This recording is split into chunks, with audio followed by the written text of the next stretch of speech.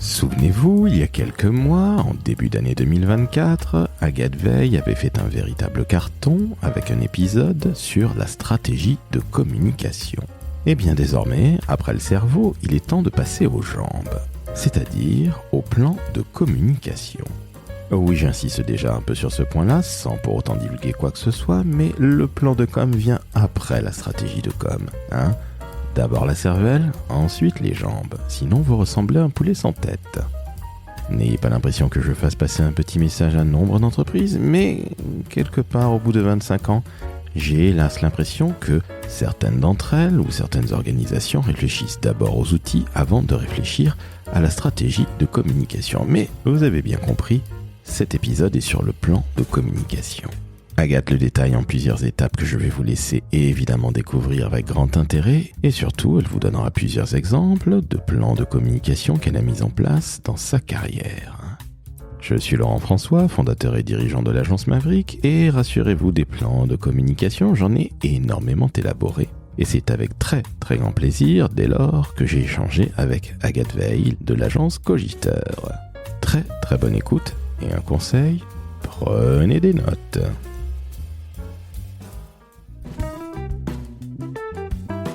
Le décodeur de la communication, un podcast de l'agence Maverick. Salut Agathe. Salut Laurent. Comment ça va ? Ça va et toi ? Eh bien écoute, ça me fait très plaisir de te revoir, puisqu'il y a quelques mois, madame a explosé le score du décodeur de la communication. Félicitations. Quasiment 15 000 écoutes à ce jour. Oh, mais c'était sur quoi donc, madame ? Dis-nous tout. Hallucinant, merci. Mais écoute, merci à toi surtout. Alors, nous avons parlé de stratégie de communication il y a à peu près 6 mois. Nous avons enregistré en décembre. Nous sommes fin juin, période difficile pour la France et pour tout le monde, évidemment, hélas. Mais allez voter. Allez voter, exactement. Votez pour qui vous voulez, mais votez. Bon sang. Bref, on n'est pas là pour parler politique parce que nous allons parler du plan de communication. Mais alors, pour les 2 ou 3 personnes qui ne te connaissent pas encore, peux-tu te présenter en quelques mots, s'il te plaît, les cogiteurs, je ne sais pas comment on dit. Los cogitos. Je suis Agathe Veil, je suis présidente de l'agence Cogiteur, qui est une agence de communication exactement comme les autres, sauf qu'elle n'est pas du tout pareille. À savoir qu'elle est composée exclusivement de directeurs ou directrices de communication qui ont passé quasiment toute leur vie, soit dans le privé, soit dans le public, à diriger des équipes de communication dans les entreprises, dans les collectivités locales, etc.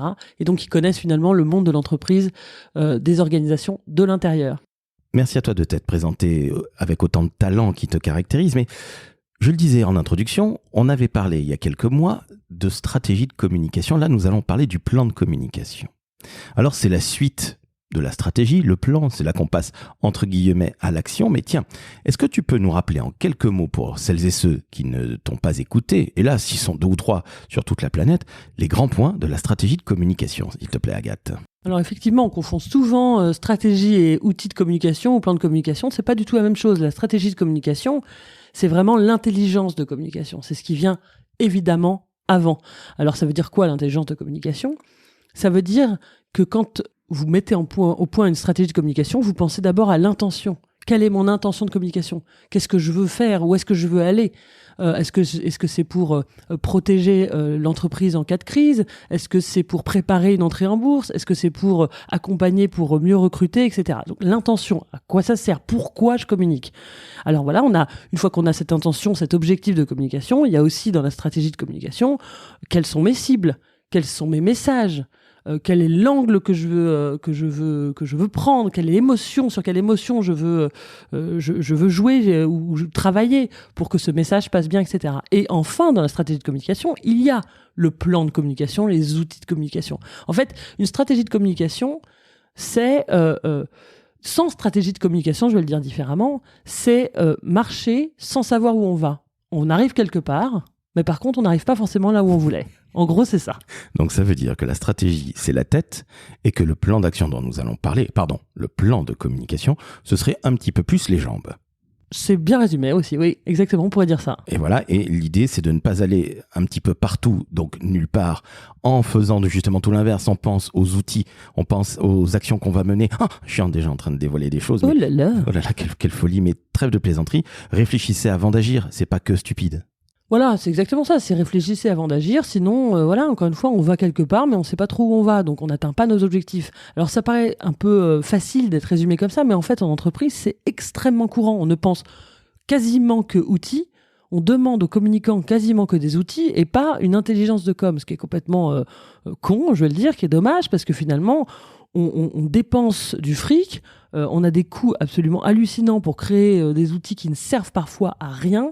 Quand je vois le nombre d'entreprises, d'organisations, de marques d'une façon générale qui prennent la parole sur les réseaux sociaux et on voit zéro engagement sur leurs publications, c'est bien qu'on a pensé l'outil avant de réfléchir à l'intention de communication, à ses objectifs accessibles, parce que le temps qu'on perd à avoir donc un community manager, à créer des images, à créer des contenus pour qu'en fait tout le monde s'en foute et personne ne le relaie, ne le retweet, ne le repartage, ne le like, etc. Bon, c'est très courant ça, et ça veut dire travailler les outils avant de travailler la stratégie, et je pense que c'est effectivement très dommage, et pour la fonction de communication, et surtout pour l'entreprise ou l'organisation qui nous rémunère. Merci à toi d'appuyer sur le fait que c'est très mauvais, non seulement pour l'entreprise, évidemment. Finalement, c'est une entreprise poulet sans tête, qui sait pas où elle va et qui va un peu n'importe où, qui se prend souvent le mur. Mais c'est aussi très mauvais pour nos métiers de communicants. Parce que ça veut dire que, grosso modo, allez, tu me fais vite fait une petite plaquette, un petit PowerPoint, un petit logo. Tu sais, tous les trucs de nain de jardin, là, c'est insupportable. Oui, le mot petit est assez courant en communication. On le dit souvent avec mon associé Frédéric Fougera, que vous devez connaître si vous écoutez régulièrement le décodeur de la com. Il n'y a rien de petit en communication, en fait. En fait, c'est pas qu'il n'y a rien de petit, c'est que si on le fait de façon petite, donc sans réfléchir à la stratégie, sans réfléchir aux intentions, aux objectifs, on est bien content, on s'est débarrassé d'un truc, on a fabriqué un outil, et comme si tout d'un coup, en faisant ça, tout le monde était au courant. Il y a une espèce de chose curieuse qui se passe dans les entreprises, c'est qu'on pense effectivement qu'une fois qu'on a communiqué selon la définition de certains et certaines dirigeantes, à savoir juste diffuser un outil, hop, tout le monde est au courant. Bah non, c'est pas ça la communication. Il suffit pas de faire un communiqué de presse pour que tous les journalistes reprennent le sujet. Non, il faut raconter une histoire, il y a des choses à dire. Il y a une ligne éditoriale dans la presse ou le média quelconque auquel vous envoyez votre communiqué de presse, donc ça doit rentrer dans cette ligne éditoriale, il doit y avoir une histoire à raconter, sinon personne n'en parlera, donc il suffit pas d'envoyer un communiqué de presse pour que le journaliste dise « Oh là là, mais c'est merveilleux, j'étais derrière mon ordi, j'avais rien à foutre, c'est merveilleux, je vais parler de ce produit ». Non, il suffit pas de faire une publication sur les réseaux sociaux pour que tout d'un coup, tout le monde soit au courant de votre publication. Votre nouveau produit ou votre nouveau service. Non, on voit bien, encore une fois, le nombre de publications qui sont sans aucun engagement. On se rend bien compte que communiquer, c'est de l'intelligence derrière. Et là, on parle de plan de communication, c'est réfléchir effectivement à ce qu'on veut dire, l'objectif, l'intention, le message, la cible, et ensuite avoir le bon plan de communication. Alors justement, le plan de communication pour toi, qu'est-ce que tu y mets dedans, dans cette marmite, si je puis dire? Alors, elle n'est pas si énorme, on n'est pas en train de faire une soupe, que ce soit très très clair pour nos auditrices et auditeurs. Mais le plan de communication, c'est fondamental. On vient de parler de la stratégie. D'abord, la stratégie, s'il vous plaît. 1, stratégie. 2, les jambes, à savoir le plan de communication, qui évidemment est réfléchi, parce qu'on connaît ses cibles, etc. Mais s'il vous plaît, comprenez bien qu'on ne se lance pas d'abord dans une plaquette, et ensuite on se dit, qu'est-ce qu'on pourrait bien en foutre? Parce que c'est ce que tu viens de nous dire, on se débarrasse des projets et puis on pense que par le Saint-Esprit, ça va intéresser tous les gens, c'est-à-dire tout le reste du monde à part nous et l'agence ou les partenaires. Non, c'est pas comme ça que ça se passe. Alors, qu'est-ce que tu mets, toi, dans le plan de communication, Agathe? Alors, c'est vrai qu'on confond très souvent plan de communication et outil de communication, ce qui est une connerie, parce que pour moi, dans le plan de communication, il y a à la fois les outils de communication, les canaux de communication et le calendrier de communication. Alors, je reprends. D'abord, outils de communication, canaux de communication et calendrier de communication. Ça compose ces 3 items qui composent le plan de com, selon moi. Ça veut dire quoi? Les outils de communication, c'est effectivement un communiqué de presse, c'est un outil de communication. Une plaquette est un outil de communication. Une vidéo est un outil de communication. OK. Canaux de communication, ça veut dire comment on le diffuse. Ça veut dire, par exemple, LinkedIn. Donc, une publication réseaux sociaux est un outil de com, LinkedIn est un canal de com. Une plaquette est un outil de com, un salon professionnel est un canal de communication. Une news ou une actualité est un outil de com, un site internet est un canal. Et ensuite, évidemment, il y a le calendrier de communication, c'est-à-dire le timing de communication. Vous pouvez avoir fait la communication la plus intelligente, plus réfléchie, la plus adaptée à vos cibles, qui a le bon angle, la bonne émotion, qui utilise le bon outil pertinent dans le canal pertinent. Si vous le faites au mauvais moment, personne ne sera au courant. Donc, ça va faire pchit. Voilà, ça va faire pchitos. Et donc le bon moment de communication, c'est évidemment plein de choses classiques comme les communications au moment des fêtes, par exemple, de fin d'année ou des vacances qu'il faut adapter. Mais ça veut dire aussi votre propre calendrier de communication par rapport à votre sujet. On sait, par exemple, que dans la presse, il y a régulièrement des sujets, je ne sais pas, sur des dossiers spéciaux sur l'immobilier à la rentrée. Donc, quand vous êtes dans une professionnelle de la communication dans l'immobilier, vous savez que vous devez préparer en avance soit un dossier de presse, soit un communiqué sur le sujet, travailler vos relations presse à ce moment, enfin très en amont pour être sûr pour essayer en tout cas d'être dans ce dossier immobilier, etc., etc. Alors justement, tu disais très en amont, c'est très important. Que ce soit bien clair, les fêtes de Noël ou du début d'année ne se préparent pas en octobre. Elles se préparent en général une année avant quasiment. Comprenez bien, chers auditrices et auditeurs, que ce n'est pas parce qu'on a des outils comme Canva, on va prendre juste ça. C'est pas parce qu'on a des outils où quasiment tout est prêt qu'on peut tout faire à la dernière minute. On est d'accord, Agathe ? Alors on est plus que d'accord, parce que effectivement, comme on le disait, la communication, c'est pas juste faire... c'est pas juste, déjà, ça c'est un mot qu'on utilise souvent aussi chez Cogiteur, c'est pas juste faire un outil, c'est pas juste faire une jolie créa, c'est pas juste faire une jolie vidéo, c'est effectivement beaucoup d'intelligence à l'intérieur de ça. Ça veut dire qu'il y a des contenus, il y a du travail de contenu. Ça, c'est une première chose, on en a déjà parlé dans la stratégie. Ça veut dire aussi qu'il y a beaucoup de travail à faire sur ces prescripteurs, ces promoteurs, ces influenceurs. Par exemple, je reprends encore l'exemple des communiqués de presse. C'est pas parce que vous faites un communiqué de presse au dernier moment qu'il va être, même s'il est très bien, même si vous le faites miraculeusement au dernier moment avec un contenu extraordinaire, c'est pas parce que vous le diffusez au journaliste ou à la journaliste qu'il ou elle va en faire un article. Si vous n'avez pas travaillé vos relations avec les journalistes largement en amont, cette personne-là, elle va même pas lire votre mail parce que c'est pas qui vous êtes. Vous allez être dans les spams au mieux, ou alors même dans sa ligne de mail, mais elle en reçoit, ou elle en reçoit tellement dans la journée qu'elle va même pas lire. Donc ça se travaille très en amont. N'importe quel outil de communication final, en fait, il cache derrière un iceberg très, très important, hein, la face cachée de l'iceberg, qui est le travail des contacts, le travail du contenu, le travail de l'intelligence de communication, etc. Et ça prend du temps. Nous sommes bien d'accord et tu fais bien de le rappeler, parce qu'encore une fois, l'immédiateté des réseaux sociaux ou d'Internet, quelques années avant, a tendance à faire croire, particulièrement à des gens qui sont relativement jeunes dans le métier, que tout se fait un peu à l'arrache. Eh ben non, non, non et non. Oui, on a l'idée que tout d'un coup la com est magique, parce que comme les contenus sont de plus en plus rapides, immédiats, fun même, à la limite, on voit bien dans les TikTok, etc. C'est des contenus très rapides, très qui se mangent très vite, comme du snack content, exactement. On a tendance à penser que c'est très facile. C'est de plus en plus, c'est très difficile. Moi, je me rappelle quand on était à l'école, quand on était beaucoup plus jeune, avec Laurent, on a roulé notre bosse. Je me rappelle qu'on nous disait, les profs nous disaient déjà à l'époque, faire une synthèse, c'est beaucoup plus long que de faire une copie double. Pour les plus jeunes, je ne sais pas si vous écrivez sur des copies doubles, mais nous avions des stylos à plumes. La vie était différente. Peu importe. En tout cas, c'est plus long de faire une synthèse. Pourtant, c'est beaucoup plus court.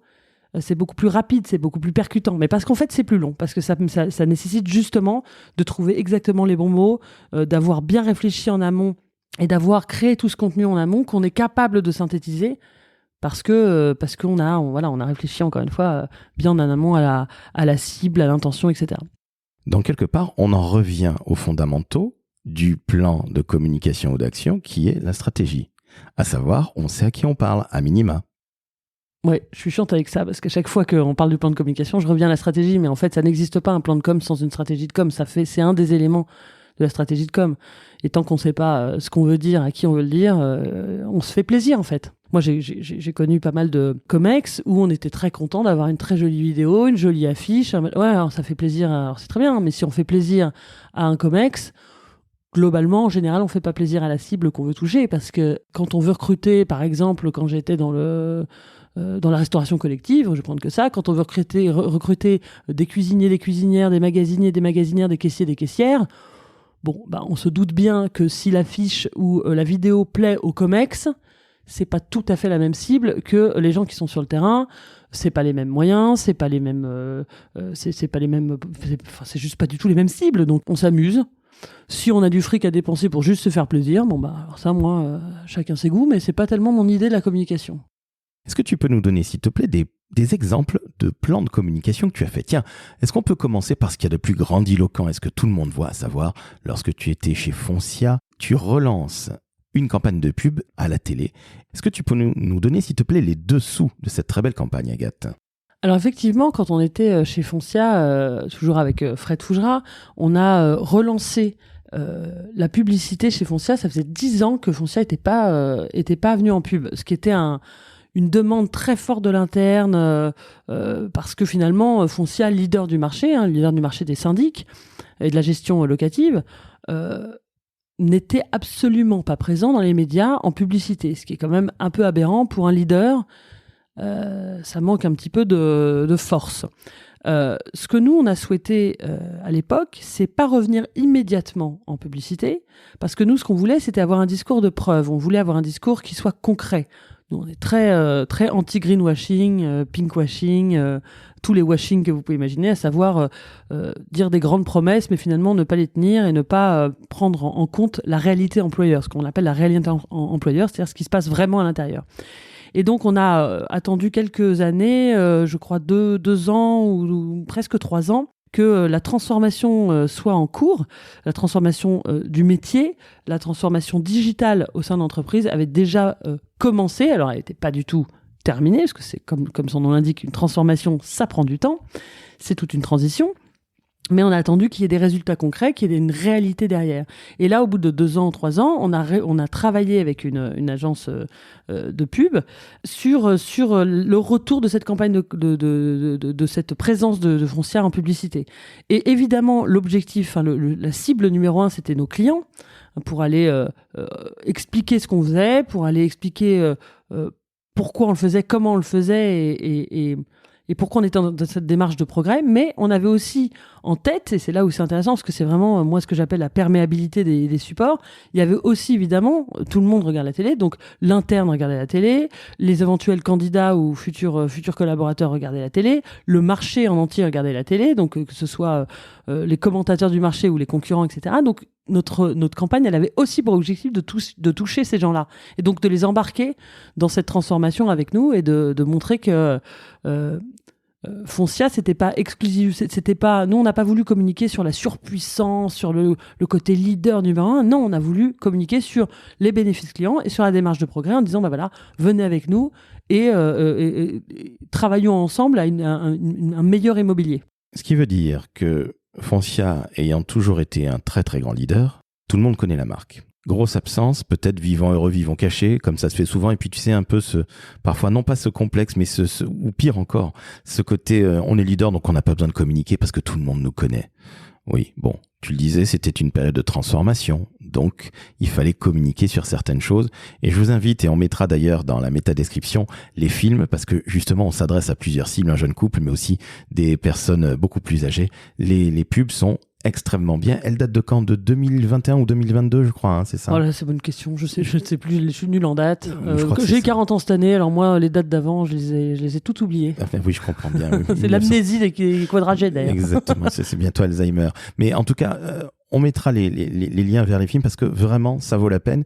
Et vous verrez, c'est une communication qui est faite avec beaucoup d'humour, sans se la jouer, c'est nous qu'on est les plus forts. C'est vraiment une très, très belle communication. Tu disais que l'interne était très demandeur de ce retour en publicité et qui puisait en pub télé, c'est-à-dire le grand classique, mais aussi ce qu'il y a de plus grandiloquent. Comment ça se fait? Les gens avaient vraiment besoin qu'on montre que leur boîte était leader sans pour autant ça jouer et qu'ils étaient fiers finalement de voir leur boîte à la télé, c'est ça? Oui, il y a encore ce syndrome du vu à la télé qui est important si on n'est pas en pub à la télé. Alors, je pense qu'il y a quand même des budgets publicitaires qui sont beaucoup trop grandiloquents aujourd'hui et qui sont beaucoup trop... il y a un vomi publicitaire aujourd'hui que je trouve un petit peu excessif à titre personnel. En revanche, il y a quand même Et c'est pour ça aussi qu'on a travaillé avec Dentsu. Il y a tout ce travail sur la publicité responsable qui est intéressante. Et finalement, quand on a quelque chose à dire, ça reste le média de masse le plus important. Et c'est pour ça que je parle du fait de pas communiquer immédiatement et de communiquer sur des preuves et sur des sujets qui sont importants. Mais oui, il y a encore aujourd'hui ce vu à la télé qui est hyper important. Et en fait, en interne, il y avait vraiment ce sentiment du petit dernier qui a honte et qui se cache alors qu'on était les meilleurs. Donc, il y a un besoin de reconnaissance et de fierté pour pouvoir dire oui, regardez, dans un dîner avec des gens autour de soi, oui, regardez, ma marque est à la télé, elle existe, elle est vraie, elle est là, elle est puissante. Et justement, tu as eu des retours du terrain des collaboratrices, des collaborateurs, bref, des salariés de la maison. Tu as eu un retour et des remerciements disant merci d'avoir porté notre marque aussi beau, ou c'était au contraire relativement diffus? Alors, faut être honnête, les gens, quand ils sont contents, ils disent en général pas trop qu'ils sont contents, ils s'expriment plutôt quand ils sont mécontents. Ce qui est sûr, c'est que j'ai pas eu de retour mécontent, ce qui est quand même une preuve, parce que quand les gens sont mécontents, ils le disent. Après, j'exagère, on a eu quand même beaucoup de retours, parce que moi, je bougeais beaucoup sur le terrain, on a quand même beaucoup de retours de gens qui étaient hyper contents, hyper satisfaits, qui trouvaient que la pub, elle était drôle, elle était intelligente, qu'elle était humble. Et que malgré, parce que ça on oublie de le dire, un budget qui était extrêmement restreint notamment par rapport à nos concurrents, on a réussi à avoir une couverture médiatique intelligente et on a fait des spots de 12 secondes. Faut se rendre compte que 12 secondes en pub, c'est vraiment très peu de temps. Donc on a réussi à optimiser le budget et à en faire quelque chose qui avait beaucoup d'impact malgré le manque de moyens et de puissance qu'on avait. Et les gens étaient très contents effectivement quand j'allais sur le terrain. Non, j'ai pas eu des flots de mails de gens qui disaient merci, oh là là, c'est super.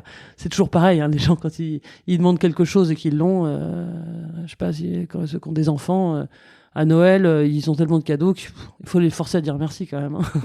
Oui, par contre, quand ils sont pas contents, ça gueule. Et sec. Non mais c'est exactement ça, tu as tout à fait raison, c'est vrai que les gens sont tout à fait prêts à se manifester lorsque c'est négatif. Oh là là, moi j'aurais fait comme ci, j'aurais fait comme ça. On en revient à nos magnifiques travers du métier de communicant, quelle que soit la berge sur laquelle on se trouve, annonceur ou agence, mais en tout cas, les gens étaient très heureux de cette campagne. La preuve en est, ils ne se sont pas plus manifestés que ça, ce qui veut dire que c'était très bien et que c'était bravo. Juste au passage, tu as dit des spots de 12 secondes. Je précise à nos auditrices et auditeurs qu'en général, un spot de pub, c'est 30 secondes à la télé. Donc là, c'était quasiment un tiers à peine. Et les spots sont extrêmement bien fichus. La marque est très bien mise en avant et vous verrez quand vous cliquerez sur les liens de la métadescription, sincèrement, ça vaut la peine. Et puis il y a aussi de la diversité à un moment, hein, il faut quand même bien l'avouer, moi qui en suis issu, il y a une personne qu'on voit, un jeune homme qu'on voit dans beaucoup de pubs, et bien il était dedans, donc bref, je n'en dis pas plus, mais ces pubs sont vachement bien. Je reste sur l'interne. Très important pour nous la diversité. Hein. Ça a été le cas aussi quand on a sorti une campagne de communication employeur chez Foncia aussi, où on a souhaité, par exemple, parler du handicap et montrer la visibilité du handicap chez nous, c'était extrêmement important. Et on s'est battu aussi pour pouvoir avoir un comédien qui était réellement en fauteuil roulant et pas quelqu'un qui jouait le handicapé. Pour nous, c'était très important aussi, la diversité, puisque tu fais cette petite parenthèse. Je me permets de la faire aussi. Mais tu as bien raison, parce que cette parenthèse, malheureusement, on ne la voit pas assez, je trouve, dans les publicités. Beaucoup plus qu'avant. Il y a 25 ans, quand j'ai commencé chez Publicis, montrer un noir ou un arabe, c'était les gens vous disaient « il y avait limite une petite gêne. Et alors, je dis pas quand on montre, je pense à Alliance, là, dernièrement, qui montre qu'il y a une pub télé avec un couple gay. Il y a 20 ans, ça ne passait pas. Et tant mieux qu'on ait changé. Oui, je pense qu'il faut un courage aussi, un courage des communicants. Parce que très souvent, moi, j'ai été confronté à ça aussi. Hein. Quand on a voulu, sur certaines campagnes de communication, alors pas forcément en publicité, mais des campagnes de communication, mettre un couple d'hommes par exemple, une jeune cuisinière au lieu de mettre un vieux cuisinier, enfin plein de choses comme ça, quelqu'un d'un peu plus gros plutôt que quelqu'un de très mince et très fit. Je me suis pris beaucoup moi de commentaires en interne en disant ah oui mais ça correspond pas à la cible, ah oui mais quand même les gens vont pas comprendre. En fait, ça correspond pas à la cible. Enfin, c'est le serpent qui se mord la queue. C'est-à-dire que ça correspond pas à la cible parce que finalement, il y a aussi une question de représentativité et que, je schématise, mais si on est une jeune fille noire et qu'on ne voit jamais de jeunes femmes noires chefs de cuisine dans une publicité, on va pas se projeter. Donc en réalité, il y a aussi une responsabilité du communicant à devancer un peu les tendances et la société pour essayer de montrer une représentativité pour que les gens puissent, éventuellement les plus jeunes, puissent se projeter dans ça. Excuse-moi, je boule. Il y a vraiment des gens qui t'ont dit, lui, il est trop gros ou ci et ça, ou ça correspond pas à la cible, genre je sais mieux que toi, parce que finalement, ça les emmerdait, que ça les gênait dans leur propre prisme. On t'a vraiment dit ça ? Oui, on m'a dit ça, et je pense que ce qui se passe en ce moment montre bien qu'il y a une problématique terrible de racisme, de sexisme, d'agisme, de ce que vous voulez en France et dans le monde. Et bien sûr, c'est les gens parce qu'ils ont leurs propres convictions ou leurs propres clichés, ou parce que c'est pas forcément du racisme en général assumé. Ça peut être du racisme, on va dire systémique, ce que j'appelle le racisme, sexisme, etc. systémique. C'est-à-dire que c'est des clichés qu'on peut avoir et on se dit ça semble pas correspondre quand même à la cible parce que on a quand même encore cette histoire de ce vieil héritage de la ménagère de moins de 50 ans, blanche. Enfin, moi je trouve que c'est assez dangereux d'avoir ce genre de réflexion en communication. Parce que c'est beaucoup plus diversifié que ça et que finalement, c'est en mettant les gens dans des cases qu'ils le deviennent et en n'ayant pas une bonne représentativité en tant que communicant, enfin en communication dans ce qu'on produit dans les outils de communication, si on n'a pas une bonne représentativité justement et qu'on symbolise systématiquement dans les pubs pour les enfants des mamans, et ben finalement on ne change pas la société, on ne contribue pas en tout cas à faire évoluer la société, comme quoi un père aussi est tout à fait capable de s'occuper d'un enfant. Voilà, ça c'est ma conviction de communicant et je pense qu'on est vraiment responsable, aussi co-responsable de faire évoluer la société. Je suis tout à fait d'accord avec toi. Je souligne que j'ai vu une pub pour un lessivier, je ne sais lequel, très honnêtement, ou pour une fois, ce n'était pas une maman qui faisait la lessive, c'était un papa qui faisait la lessive et qui discutait avec qui ? Avec son fiston. Donc, les choses changent, pas suffisamment vite, mais je trouve qu'elles ont beaucoup changé. En tout cas, je les ai vues changer, moi, en 25 ans de métier. Je suis très heureux de ça, mais je suis d'accord avec toi aussi, Agathe, qu'il faut que ça se bouge un petit peu et que nous, communicants, nous ayons un peu de coronesse, comme on dit là-bas, qu'on ait un peu de couilles. C'est-à-dire qu'à un moment, il va falloir arrêter de se cacher derrière son petit doigt. La cible pense que blablabla. C'est juste toi qui as peur, Jean-Étienne. Exactement, je suis d'accord. Encore une fois, ce qui est hyper important aussi, c'est que la communication peut participer à ça, mais peut pas changer la stratégie d'entreprise ou peut pas changer les pratiques. Donc, il suffit pas non plus de mettre alors je sais pas quel est le lessivier, je sais pas quelle est sa politique de interne, mais c'est pas parce qu'on met aussi un homme dans une pub pour la lessive que tout d'un coup on est très engagé là-dessus. Il faut aussi voir quelle est la politique interne d'égalité salariale, de plein de choses concernant l'égalité en général des genres. Donc il y a aussi cette double problématique qu'on a nous les communicants, à savoir on est responsable, je trouve en tout cas, de faire évoluer des choses. On ne peut pas non plus le faire sans la stratégie d'entreprise, sinon ça s'appelle encore une fois du greenwashing, du pinkwashing, du je sais pas quoi washing, je sais pas quels sont les autres washing qui existent, mais ou tout simplement de l'opportunisme. De l'opportunisme, exactement. Et il n'y a rien de pire que ça. Je voulais qu'on parle d'autres entreprises que tu as faites. Alors Foncia, c'est une entreprise que tout le monde connaît puisque c'est une entreprise entre guillemets B2C. Elle parle au grand public. Vous voyez des agences Foncia partout en France. Mais tu as travaillé dans des entreprises beaucoup plus B2B. Et là aussi, tu as mené de très très belles actions. Est-ce que tu peux nous en parler, s'il te plaît ? Parce qu'il y a des choses où, là encore, tu parles des collaboratrices, des collaborateurs. Tiens, je repars sur Elior, par exemple. Tu me disais qu'à un moment, vous aviez changé les costumes, mais les tenues, la tenue de travail des collaboratrices et collaborateurs. Tu peux nous en parler parce que là, il y a eu un vrai plan de communication un peu interne au début, voire carrément interne. Et puis, bizarrement, c'est devenu de la communication externe. Et là, on va parler de la fameuse porosité interne-externe. Alors oui, chez Elior, effectivement, il y a eu une initiative de l'équipe sécurité, on va dire, pour simplifier. Elior, la restauration collective, donc, pour changer les tenues donc des gens sur le terrain. Donc, je le disais tout à l'heure, cuisinier, cuisinière, magasinier, magasinière, caissier, caissière, etc. Ce projet n'avait que pour objectif d'améliorer le confort des collaborateurs et collaboratrices, de renforcer la sécurité, par exemple sur des matériaux contre les brûlures, enfin des choses comme ça. Et finalement, ayant eu connaissance de ce projet très en amont, je me suis dit avec l'ensemble de l'équipe, ça serait bien de profiter de cette opportunité-là pour faire une campagne de communication interne et pour toucher ces collaborateurs et collaboratrices qu'on n'arrivait pas à toucher ailleurs. C'est des gens donc, qui sont sur le terrain, qui n'ont pas d'adresse mail ou alors ils ne la connaissent pas de la boîte, qui vont pas sur l'intranet, qui n'ont pas accès, enfin, des gens de terrain qui n'ont pas accès. Ça arrive très souvent en fait dans les entreprises, évidemment. Et donc là, c'était vraiment l'opportunité de faire de la communication interne, de leur expliquer pourquoi on changeait les tenues, leur expliquer aussi quel était le projet de l'entreprise, pourquoi ils pouvaient y participer, en quoi c'était intéressant. Faut savoir que chez Elior, comme dans beaucoup de boîtes, ces gens sur le terrain, finalement, savaient presque pas qu'ils bossaient pour Elior. En fait, quand on est cuisinière, par exemple, dans une cantine, si jamais le contrat il change et que demain ça devient Sodexo, on s'en fout, on est dans la même école.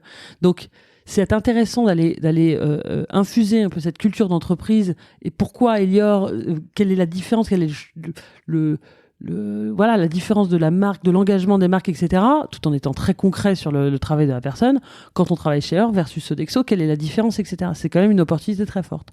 Et effectivement, on a mis en place toute une campagne de com sur le sujet où on a délivré des outils, des contenus en adaptant les outils de communication au support nommé. C'est-à-dire qu'au lieu de faire qu'une news sur l'intranet que personne n'allait lire, on a fait par exemple des accroches comme les accroches portes dans les hôtels en version accroche cintre pour pouvoir délivrer le message directement à la personne et pas se dire oh bah tiens on va mettre un message quelque part comme ça ils le liront. Non, on a utilisé ça. Et effectivement, on en a profité en se disant peut-être que c'est un petit peu plus large et que ça pourrait faire une belle campagne de communication employeur, une campagne de communication externe en général, mais employeur pour valoriser justement, montrer qu'on valorisait les collaborateurs sur le terrain et montrer qu'on prenait soin d'eux et pourquoi chez Elior finalement ça valait le coup de rejoindre les équipes Elior parce que en gros la campagne s'appelait des nouvelles tenues pour des talents reconnus et on a fait une campagne très humoristique aussi, je pourrais te filer les images aussi si tu veux les mettre dans les métadescriptions, etc. On a une vidéo qui le montre et la campagne était très, très marrante, très décalée et permettait de montrer que chez Elior on était reconnus pour ce qu'on faisait et on faisait attention aux collaborateurs, on prenait soin d'eux. Elior n'était pas nécessairement, à l'inverse de Foncia, une entreprise destinée à faire des grandes campagnes de pub, de communication externe dédiées finalement aux gens qui mangent dans cette restauration hors foyer, comme on dit. Et l'image employeur, j'ai failli dire la marque employeur. Oh la vache, danger. Oh là là, mon Dieu. J'ai mangé mon chapeau de justesse. Mais justement, les campagnes d'image employeur, et on parlera aussi d'Altran, où tu as travaillé, là c'est ce qu'on appelait une ESN, une SS2I à l'époque, un cabinet de technologie. Bon bref, on en parlera aussi après, mais encore une fois, sachez-le, vous qui nous écoutez, qui êtes peut-être plus jeunes, c'est que l'image employeur, ce n'est pas que on a besoin de recruter, c'est pas que ça, c'est aussi l'image de l'entreprise. Et il y a une réalité employeur qui est extrêmement importante. On n'est pas là pour faire du greenwashing ou du pinkwashing ou du people washing ou de l'employee washing. Il faut que ça reflète justement ces campagnes-là, reflètent ce qui se passe à l'intérieur de la boîte. En somme, c'est pas la peine de dire on est trop content de venir travailler chez Elior, alors qu'on on traite les gens comme des chiens. Non, ça c'est très important. Et là, ça a fonctionné à l'époque. Oui, exactement, parce qu'on a profité d'une preuve en fait, d'une réalité de ce qui se passait vraiment sur le terrain, de ce qui se passait vraiment chez Elior. On a profité de ça pour dire, voilà, à travers le changement de ces nouvelles tenues qui, encore une fois, permettaient... il y avait par exemple, avant, c'est aberrant d'imaginer ça aujourd'hui, mais avant, il n'y avait pas de tenue homme-femme, par exemple. Donc la morphologie spécifique des femmes n'était pas du tout respectée dans les tenues. La poitrine, les hanches, etc. C'était, comme je disais, inifugé contre le feu ou des choses comme ça. Donc ça permettait d'avoir cette preuve-là, de montrer via la preuve qu'on prenait soin des collaborateurs, des collaboratrices. Et pas le contraire, pas juste dire « Oh là là, mais c'est merveilleux, rentrer chez nous », alors que non, c'est un métier difficile, c'est un métier de terrain, donc on va pas commencer à raconter que c'est tout rose chez Elior. Non, c'est juste, on montre la réalité. On travaille sur une stratégie, une intelligence de communication pour présenter ça de la meilleure manière qui soit, pour faire passer le meilleur message qui soit de la meilleure façon à la cible. Mais voilà, ça part quand même d'un contenu réel. Toujours réel, c'est pas la peine de mentir dans notre métier. Surtout pas jamais mentir en communication. Exactement, c'est le meilleur moyen de se prendre un aller-retour. Et c'est le marché qui te le donne, la concurrence. Et il y a des entreprises qui peuvent disparaître en mentant. Donc, sachez-le, non, et non, vous les plus jeunes, ou d'ailleurs les moins jeunes, c'est pas la peine de mentir. Alors parfois, on va pas tout dire, évidemment, mais ce n'est pas la peine de mentir et proscrivez le mensonge, ça vous retombera sur le coin de la figure impérativement, on est d'accord. Affaire Bill Clinton, qui pendant des semaines dit qu'il a jamais vu Monica Lewinsky. Mensonge, donc compliqué de revenir. Bon, en communication de crise, c'est vraiment un sujet. Faut jamais mentir parce que ça peut nous retomber dessus. Alors t'as raison de dire que communiquer, c'est pas forcément tout dire non plus, parce que finalement, quand on dit tout, on dit rien. Moi, j'ai l'habitude de dire ça parce que les messages sont noyés, on sait plus. Voilà, donc il faut choisir évidemment son message. On n'est pas obligé de tout dire, mais il ne faut absolument jamais mentir. Je voudrais qu'on parle d'employé advocacy. Ah bah avec plaisir, passion de vie. Je sais, parce que je sais que c'est ton grand kiff. Alors moi, j'en ai fait dans ma vie, ça s'appelait tout simplement des ambassadeurs à l'époque. Pour moi, c'est absolument fondamental. C'est très complexe à mettre en place. C'est pas simplement dire, regardez tout ce que vous pouvez dire sur les réseaux sociaux. Tu verras Jean-Étienne, c'est très intéressant. Est-ce que tu peux nous en parler, s'il te plaît, parce que tu as des exemples extrêmement concrets où tu avais, selon, on va dire, la maturité des collaboratrices ou des collaborateurs, tu avais des contenus qui leur étaient adaptés. Est-ce que tu peux nous en parler, s'il te plaît, Agathe ? Oui, parce qu'effectivement, moi, j'aime pas tellement le terme ambassadeur parce que je trouve que c'est très grandiloquent et que ça donne un peu l'idée que ce serait au collaborateur ou à la collaboratrice d'être communicant à la place de l'entreprise. Moi, je suis pas tellement fan de ce mot-là.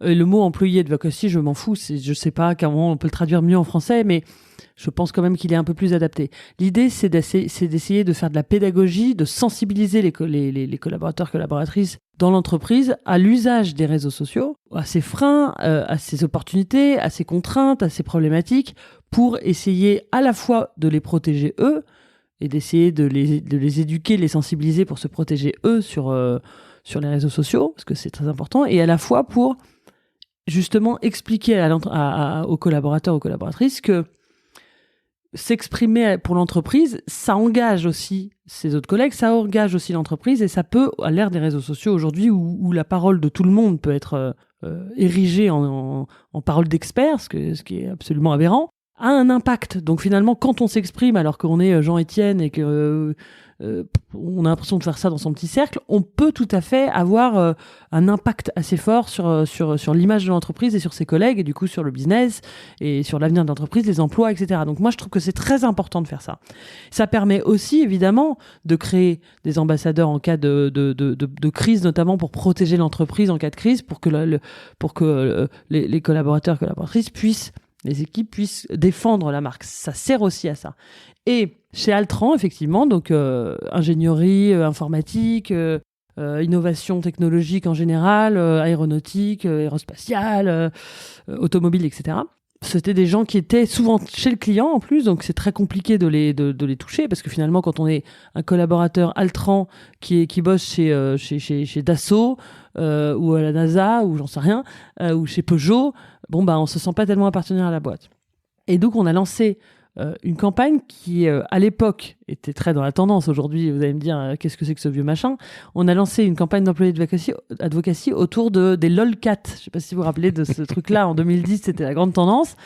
Donc, l'apparition des lolcats et des mèmes. Et l'idée de ça, c'était à la fois de le prendre d'un point de vue assez ludique et fun, et à la fois, effectivement, de proposer on va dire une entrée sous forme de questionnaire un peu marrant. Quel lolcat êtes-vous ? Pour que quand je réponds à mon questionnaire, à la fin, on me dit je suis tel lolcat ou tel lolcat, et on me propose du coup un contenu qui est adapté à ma maturité sur le sujet, à ma connaissance des réseaux sociaux. Parce qu'en fait, ce qui est compliqué là-dedans, dans les programmes d'employés advocacy souvent, c'est qu'on délivre des contenus qui sont un peu trop vulgarisés, parce qu'il faut quand même qu'ils soient compréhensibles pour tout le monde. Donc un peu trop vulgarisés pour ceux qui s'y connaissent très bien en réseaux sociaux, ou assez bien, mais déjà trop compliqué pour ceux qui n'y connaissent rien. Donc il fallait trouver un angle, une façon de faire. Et on avait du coup un parcours via ce questionnaire, via ce petit questionnaire un peu type magazine, qui était assez marrant, et qui permettait ensuite de dire, vous voulez faire du sponsor, enfin des trucs un peu plus compliqués, du sponsoring, j'en sais rien. Sur LinkedIn, vous voulez faire du gros hacking, j'en sais rien, sur LinkedIn, vous faites ça, et ça proposait aussi la différence entre Facebook, entre LinkedIn, entre Twitter, entre machin, c'est ça. Et évidemment, ces deux contenus-là sont très différents en termes de complexité, Et donc, on avait trouvé ce chemin-là pour toucher tous les collaborateurs et collaboratrices. Et ça a bien marché. Alors justement, ça a bien marché, mais quel travail! Ouais, parce que très honnêtement, c'était un taf énorme. Alors certes, c'était il y a une quinzaine d'années, mais peu importe. Finalement, le principe reste le même. Comme tu le dis très justement, LinkedIn, c'est pas Facebook. C'est-à-dire qu'il y a des gens qui ont besoin d'une certaine pédagogie, qu'on leur explique à quel point, c'est pas parce qu'on va sur Internet, sur un réseau social que c'est pareil. Puis ils ont quasiment tous des logos bleus, hein, de X à Facebook à LinkedIn, ils ont à peu près les mêmes logos. Mais justement, comment vous avez préparé ça? Parce que au-delà du questionnaire, qui est extrêmement intéressant, quel lolcat êtes-vous? Et après, tu as ton trophée, si je puis dire, tu es tel lolcat expert ou je ne sais quoi au caisse. Comment vous avez fait? Parce que c'est un job énormissime. On avait des équipes on a été accompagné par une agence et on avait des équipes. Je fais un clin d'œil à Paul Lamoureux qui est un collaborateur depuis longtemps et qui avait piloté le projet aussi à l'époque. Et c'est beaucoup de travail, de recherche, de compréhension, de pédagogie, de communication, parce qu'effectivement, finalement, on crée plusieurs contenus, et ça, c'est vraiment un très bon exemple de ce que c'est que la stratégie de communication. On crée finalement toujours le même contenu, on part toujours du même contenu, mais en fonction de la cible, en fonction du message, en fonction de l'intention qu'on a par rapport à cette cible, on l'anglait différemment, on le présentait différemment. Donc c'est un travail de recherche énorme, c'est un travail de synthèse énorme, et c'est un travail effectivement de communication énorme pour aborder le sujet, présenter le sujet, communiquer le sujet différemment. Et des outils qui sont adaptés à chaque profil. Absolument. Et on en revient finalement toujours à cette fameuse stratégie de communication, c'est-à-dire la cervelle avant d'agir, on réfléchit. Si tu ne connais pas les gens auxquels tu vas adresser des outils, eh ben en fait, tu vas parler à tout le monde et de ce fait à personne. Et là, c'est le faux rassuré. Exactement, je suis tout à fait d'accord. Quand on parle à tout le monde, on parle à personne. C'est tout à fait un adage. Et ce qui est intéressant dans le fait de connaître sa cible, c'est que c'est il faut la connaître et il faut être empathique. C'est une des règles numéro 1 du communicant. Si on n'est pas empathique, je pense qu'on n'est pas un bon communicant ou une bonne communicante, parce que finalement, c'est être capable de se mettre à la place et de comprendre ce que cette personne attend, ce que cette personne vit, ce qui meut cette personne, ce qui l'intéresse, ce qui la dégoûte. C'est ça qui est intéressant dans le travail de communicant, c'est que faut jamais penser par rapport à soi-même. Faut jamais passer par rapport à, alors sauf si on est pile dans la cible qu'on veut atteindre, mais c'est quand même très très rare. Et c'est ça qui est très difficile, je trouve, à défendre, notamment dans les comex, c'est que très souvent il y a un côté j'aime pas. Très souvent, quand on se retrouve à présenter une campagne de communication à un comex, on ne devrait pas d'ailleurs le faire, parce que moi je dis souvent, ne demandez pas leur avis aux gens, sinon ils vont vous le donner. Donc surtout, jamais demander son avis aux gens. Mais enfin, quand on est obligé et qu'il faut aller défendre son projet auprès d'un comex, souvent, le comex, il a beau être intelligent, il dirige une boîte, j'en sais rien, réagit souvent en j'aime pas. Ah bah non, j'aime pas le bleu. Ah bah non, ça c'est pas joli. Ah bah cette personne, elle est moche.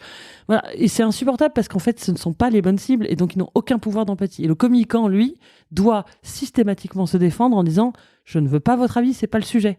Ce qui compte, c'est l'efficacité. C'est pas une question d'être joli, pas joli, un effet waouh, un truc fun. Non, la question c'est est-ce que ça fonctionne pour l'objectif, pour l'intention que vous m'avez donnée. Ça veut dire qu'on a bien écouté les cibles, qu'on s'est mis à leur place et qu'en effet le j'aime pas, elle est pas assez belle, il est pas assez gros, il est pas assez beau, etc. Ça, on s'en contrefiche. J'ai rarement entendu il est pas assez gros. Hein. Oui, c'est vrai, sauf peut-être chez Weight Watcher. Et encore WW comme on dit, pardon, excusez-moi. Je reviens toujours à cette stratégie d'employé advocacy que tu avais faite chez Altran. Alors Altran a été racheté depuis par Capgemini. Altran c'était français, donc Cocorico, on a quand même des très très grands leaders dans les métiers de l'innovation et de la tech. Donc je suis très heureux de ça. Je passe un petit bonjour à cette belle entreprise. Mais tu es d'accord avec moi que c'était de la communication externe, l'employé advocacy que tu as faite? Les deux, communication interne et externe. Ce qui veut dire, merci d'avoir facilité la chose, ma question, aujourd'hui, il y a une énorme porosité entre la com interne et la com externe. Et tu as un avis assez tranché là-dessus que je trouve très intéressant. Moi, je pense que la com interne n'existe plus. J'exagère un peu, mais je pense qu'on n'est pas très loin de cette vérité. Et finalement, toi, tu me dis autre chose vis-à-vis de la com interne et de l'externe. À savoir que... Moi, je trouve qu'on confond souvent outils de com interne et intelligence de com interne. Donc effectivement, les outils de com interne ou les outils de com externe, je pense qu'ils ont tendance à disparaître parce qu'il y a une perméabilité très forte du sujet.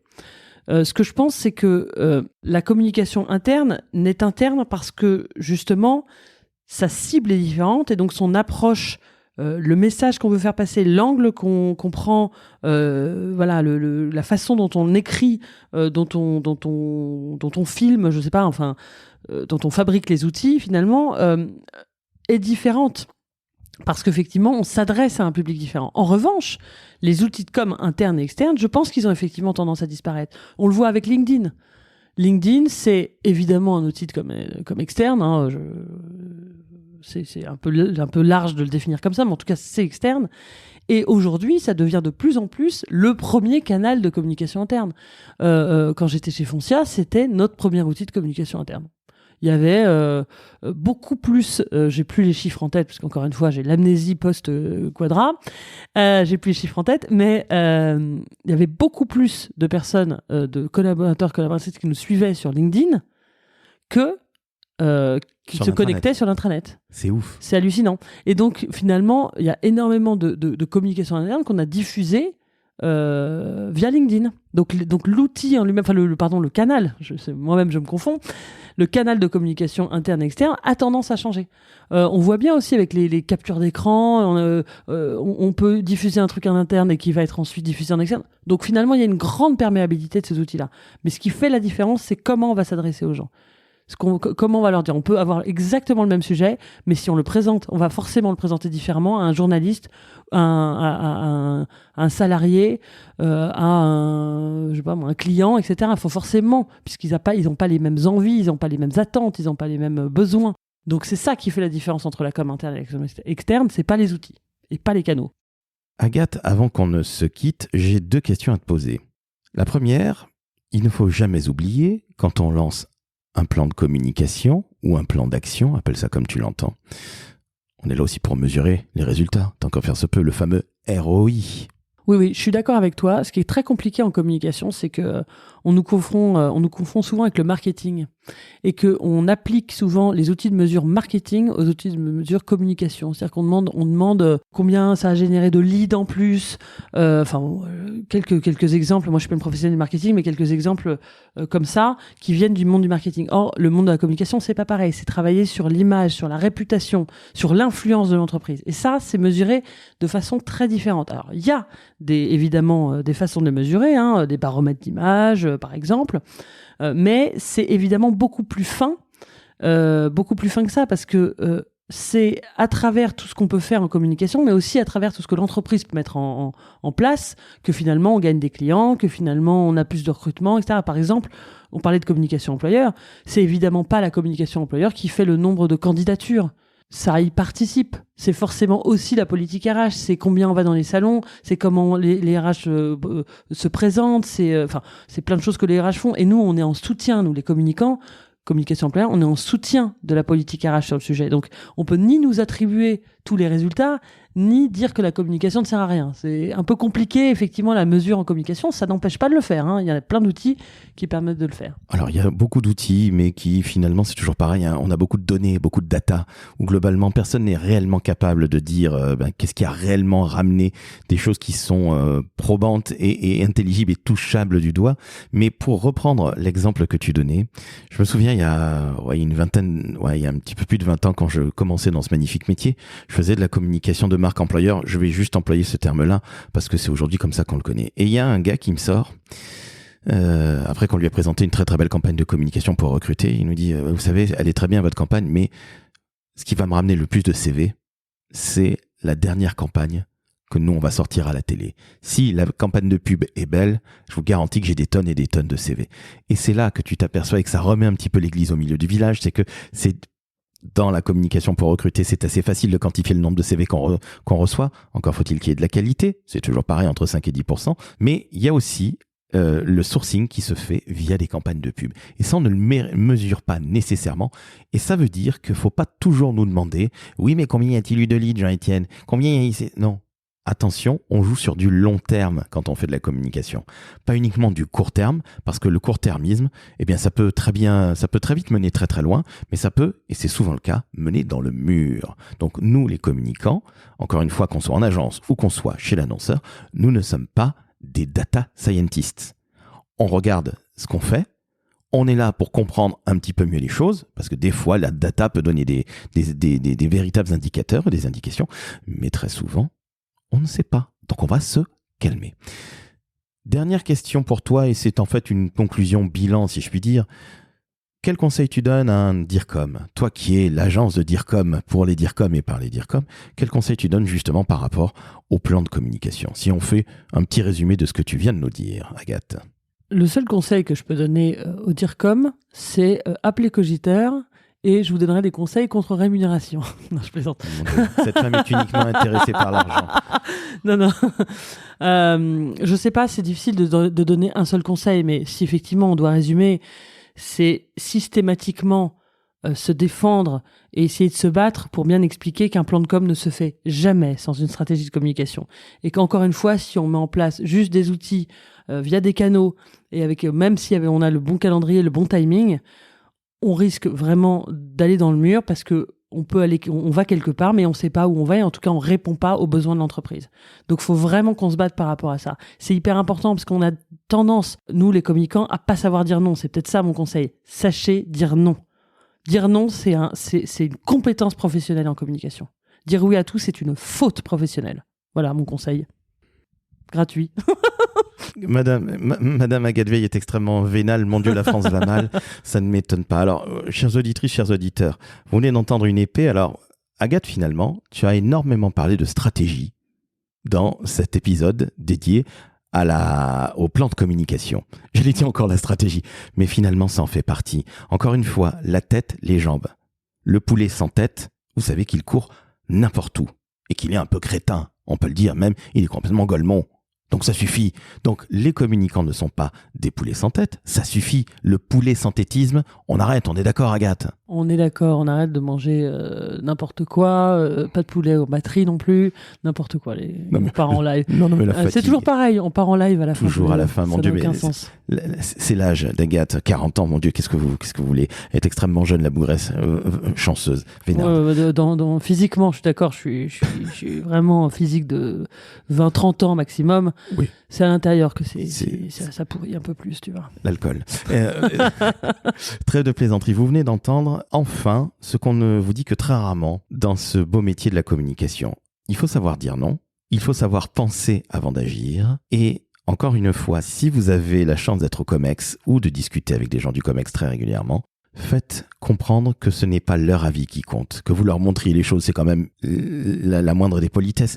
Mais attention, vous agissez en ayant réfléchi, d'abord la stratégie, et ensuite les outils, le timing, et vous verrez que tout va bien fonctionner. Et puis, vous pourrez là aussi, si vous vous faites un peu attaquer par Jean-Étienne, qui est à la compta ou à la DAF ou au contrôle de gestion, dis donc, Agathe, t'as dépensé quand même 12 758 €, hein, c'est quand même beaucoup. Eh bien, vous saurez lui dire, oui, mais ça m'a rapporté à terme beaucoup plus. Donc, s'il vous plaît, comprenez que ce plan de communication, il est fondamental, mais la stratégie est tout aussi fondamentale. Et merci Agathe d'avoir rappelé, j'allais dire, ce fondement de notre magnifique métier qu'est la communication. Merci Laurent. Merci à vous. Alors, vous entendez une épée, vous avez entendu une épée, donc 5 étoiles Apple Podcast, 5 étoiles Spotify, on s'abonne au Décodeur de la Com, le meilleur podcast de la communication à travers tout l'univers. Et Agathe, bien tu reviens quand tu veux pour parler d'un sujet aussi intéressant que les poulets en batterie. Je pars en vacances, foutez-moi la paix. La France va mal. Ciao, ciao.